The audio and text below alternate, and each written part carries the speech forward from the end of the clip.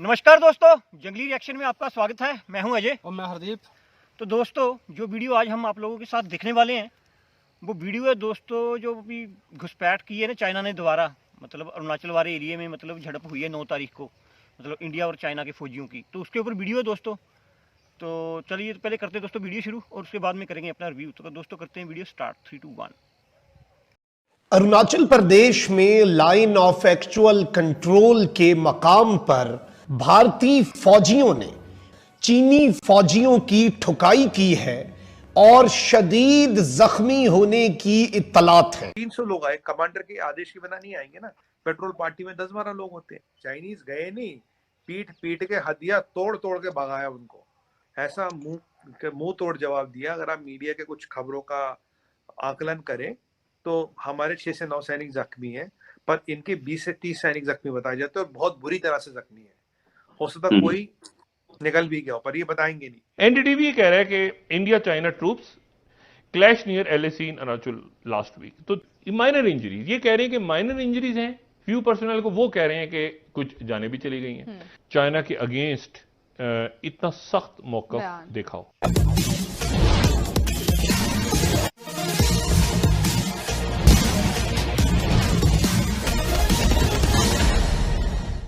2 साल बाद फिर चीनियों ने भारतीय सीमा में घुसने की हिमाकत की है, लेकिन अब की बार तैयार बैठे भारतीय सैनिकों ने इस तरह चीनी सैनिकों की ठुकाई की है कि यह अब अंतर्राष्ट्रीय मीडिया में चर्चा का विषय बना हुआ है। और इसे अब तो चीन के हिमायत करने वाली पाकिस्तानी मीडिया ने भी खुलकर स्वीकार कर लिया है कि भारतीय सैनिकों के सामने अब की बार चीनी गीदड़ साबित हुए। आगे की चर्चा पाकिस्तानी मीडिया से सुनते। अरुणाचल प्रदेश में लाइन ऑफ एक्चुअल कंट्रोल के मकाम पर भारतीय फौजियों ने चीनी फौजियों की ठुकाई की है और शदीद जख्मी होने की इत्तलात है। साल 2020 में जो डेडली क्लैशेस थे भारत और चीन के दरमियान, उसके बाद यह पहली मर्तबा हुआ है। यही बताया जा रहा है कि अरुणाचल प्रदेश में अब जाके यह रिपोर्ट हुआ है, दिस वाज अराउंड 2 और 3 डेज अगो, जो ये वकुआ पेश आया है कि वहां पर यह मामला पेश हुआ।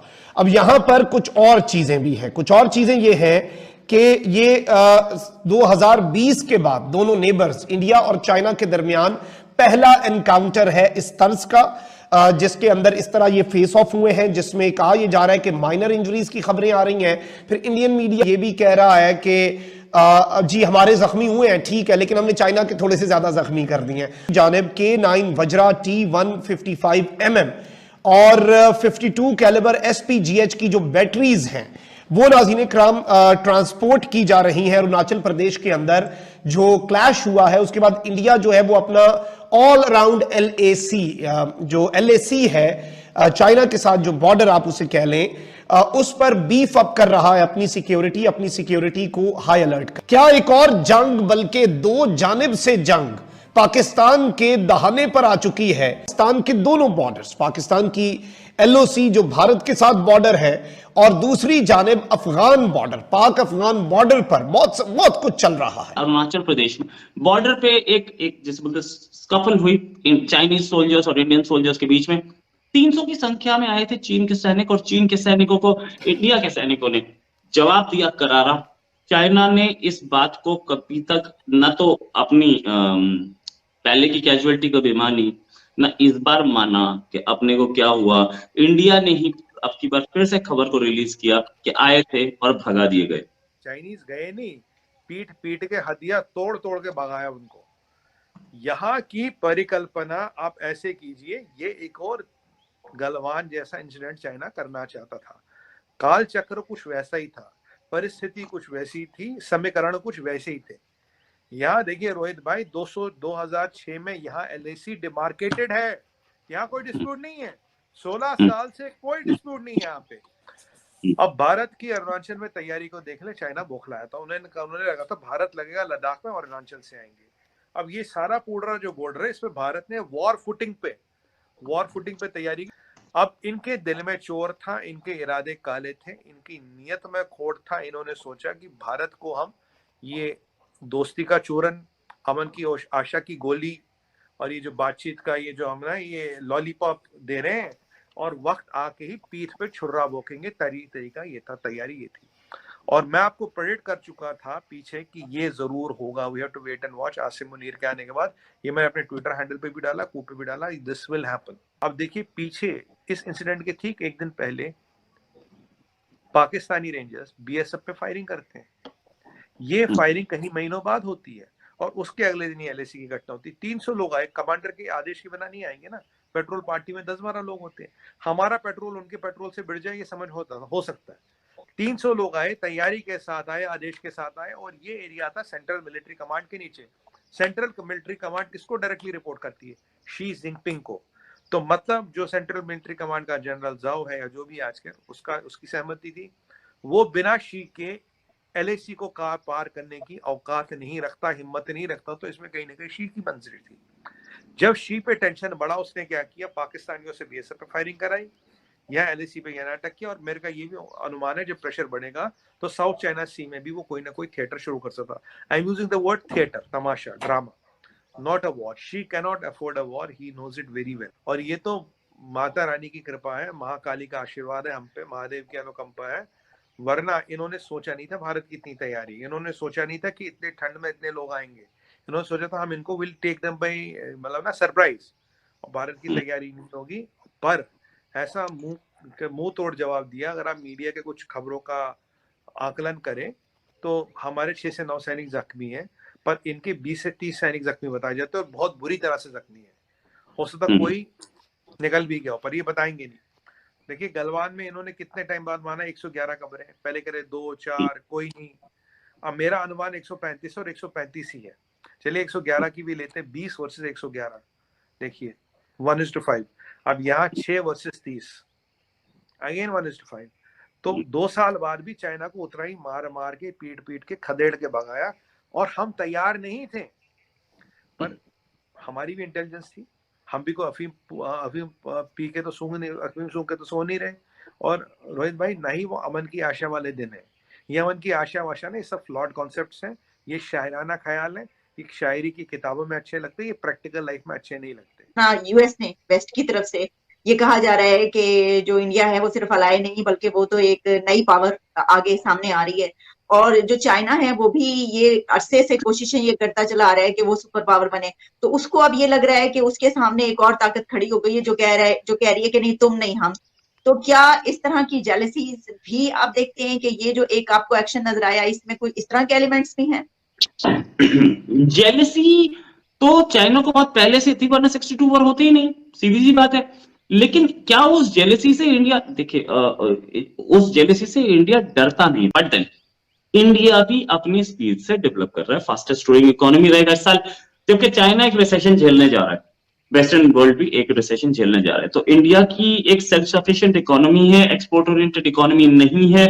अच्छा, पावर की जहां तक बात हो तो मिलिट्री पावर भी इंडिया है, और चाइना का जितना भी डिफेंस इक्विपमेंट है वो टेस्टेड नहीं है, वॉर टेस्टेड नहीं है, बैटल टेस्टेड नहीं है। वो चाहे वो उसका JF-17 हो या उसका J-20 हो या उसकी सबमरीन्स हो या उसके एयरक्राफ्ट कैरियर्स हो, जबकि हमारा इंडिया का जो है वो दुनिया के सामने है। हमने ये देखा है कि इंडिया का तेजस प्लेन फाइटर जेट जहां जिस भी एयर शो में गया है तो चाइना ने अपना JF-17 वहां से विड्रॉ कर लिया है। आप अगर हमसे जुड़ा रहना चाहते हैं तो कृपया मेरे चैनल को सब्सक्राइब करें तथा बेल आइकन भी दबा दें ताकि नई वीडियो की जानकारी तुरंत आप तक पहुंच जाए। धन्यवाद, जय हिंद। तो दोस्तों वीडियो हो चुकी है ख़त्म, और क्या बात है भाई, इस बार ना वैसे चाइना को सही मजा चखाया है। इस बार हुई ठुकाई अच्छी तरह। मैं बोल रहा हूँ इस बार तो हमारे फौजी पहले तैयार बैठे हुए थे, सही बात है ना, हमारे तैयार ही बैठे हुए थे, क्योंकि इनका कोई यकीन नहीं है चाइनीजों का। ये आप देख लो, जब से पिछले साल झड़प हुई है ना 15 जून 2020 को, तब से डंडे डुंडे ले जाना मतलब रख बड़े मतलब बेईमान लोग हैं ये। देखो मतलब पहले बात जो हम झड़प होती थी लेकिन हाथों से होती थी, इन्होंने जब 15 जून को जो इन्होंने पहले किया है, मतलब इन्होंने रोडें बांध रखी थी लकड़ियों के साथ, मतलब जो कांटे वाली तार नहीं होती और पता नहीं लोहे के हैमर वगैरह क्या क्या था। तो इस बार ना मतलब उस सीन को देखते हुए भी हमारी इंडियन आर्मी के पास ऐसे हथियार दिए गए हैं क्योंकि वहाँ पे मतलब फायर तो होता नहीं है, मतलब वहाँ पे हमारी ना एक हो रखी है संधि चाइना के साथ 96 में कि मतलब वहाँ पे कोई वेपन नहीं चलेगा, मतलब गोली नहीं चलाई जाएगी लेकिन बाकी जो मर्जी चलाओ। तो अभी हमारे सैनिकों के पास वो हथियार थे जो है रोड है उसमें करंट भी देते हैं, मतलब अगर आपको लगा भी दी ना तो करंट से आप गिर जाओगे। मतलब ऐसे ऐसे वेपन दिए हुए हैं, मतलब कि आप मुक्का मारोगे उसमें भी करंट है, ऐसे मतलब बहुत सारे वो आए हुए हैं इंडियन आर्मी के पास। तो खैर इस बार उनको सही मतलब इनके ना लात पाँव हाथ सब कुछ तोड़ के गर्दनें तोड़ के इनको वापस भेजा गया है भाई, सही बात है। क्योंकि गलवान में भी ऐसे ही हुआ था। गलवान में भी इन्होंने मतलब गलती तो क्या इन्होंने मतलब ना जानबूझ के मतलब हमारा जो कर्नल बाबूजी मरे थे बिहार रेजिमेंट के कर्नल साहब, वो उसी में मरे थे ना, उसी झड़प में, है ना। तो इन्होंने मतलब उसको उससे मारा था, मतलब क्या बोलते हैं यार, धोखे से, है ना, धोखे से मतलब कर्नल बाबू को मारा था। लेकिन इस बार इनको सही मिला है। और चाइना को ना हर कहीं से मतलब ऐसे ही हो रहा है क्योंकि इनकी हालत अभी बहुत फटी हाल हो रखी है चाइना की। कैजुअलिटी तो जरूर हुई होगी, और एक और तो बताएंगे हुई होगी तो ये तो बताते नहीं कभी। हमारे देख लो, हमने हमारे 20 शहीद हुए थे मतलब 2020 में, हमने भाई पूरी दुनिया में बताया लेकिन इन्होंने आज तक भी नहीं बताया। लेकिन वो तो बात निकल आती है तो वो पता लगा था कि इनके 135 मरे थे। सही बात है। मतलब इनके अभी इनके हमारे 6 या 7 जवान हैं जो मतलब हॉस्पिटल में अभी एडमिट है, मतलब सीरियस तो नहीं है, मतलब ठीक है जो भी है उनको चोटें लगी हुई हैं। लेकिन इनके 30 से भी ज्यादा ही होंगे, मतलब ये बताएंगे तो है नहीं। और मेरे को लग रहा है इनके टपक भी गए होंगे। हमारे वालों ने इस बार ना पूरा जोर लगाया हुआ है और शायद मर भी गए होंगे, तो चाइना वाले खैर बताएंगे नहीं, है ना। और चाइना का ना मतलब ये नहीं है कि इंडिया के साथ ये इतना मतलब करप्ट कंट्री है, इसकी चाइना की ना 22 कंट्रियों के साथ मतलब सीमा लगती है, सही बात। 22 कंट्रियों के साथ सीमा लगती है और इसका हर कंट्री के साथ वही चाइना मतलब जमीन वाला ही पंगा है क्योंकि इनकी विस्तारवादी नीति है, बिल्कुल है। और हमारे साथ भी इनका देखो मतलब कि आप 3,500 किलोमीटर का बॉर्डर शेयर करते हैं ये चाइना वाले हमारे साथ।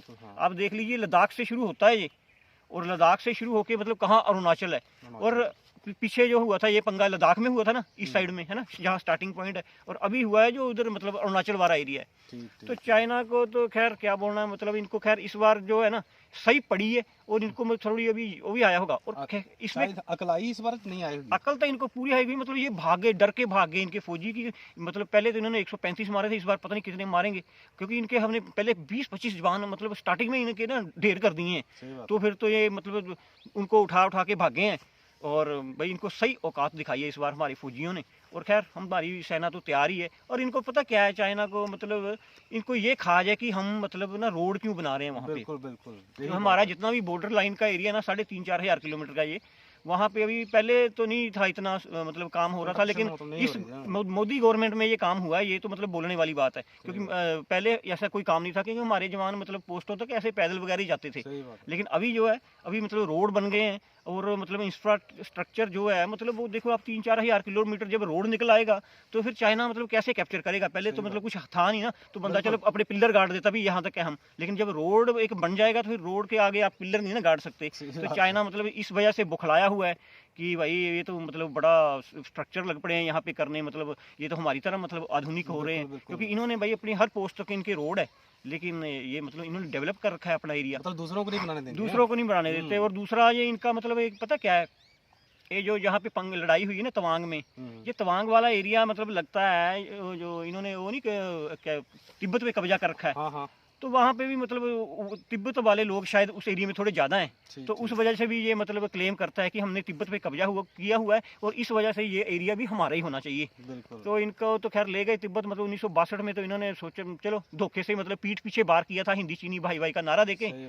लेकिन अब है ना जो अब उसके बाद इनके पास एक्सपीरियंस कौन सा है, चाइना के पास लड़ाई का कोई एक्सपीरियंस है नहीं। वियतनाम से इनकी लड़ाई हुई थी और वियतनाम ने भाई इनको बांध के पीटा था इनको, मतलब बहुत बुरी तरह हराया था। और 68 में शायद हमारे साथ भी दोबारा झड़प हुई थी, तो हमारे पता नहीं 10 बंदों ने इनके 200 आदमी मार दिए थे। और अभी गलवान देख लीजिए आप, गलवान में भी इनके कितने बंदे हमने 135 उड़ा दिए हैं।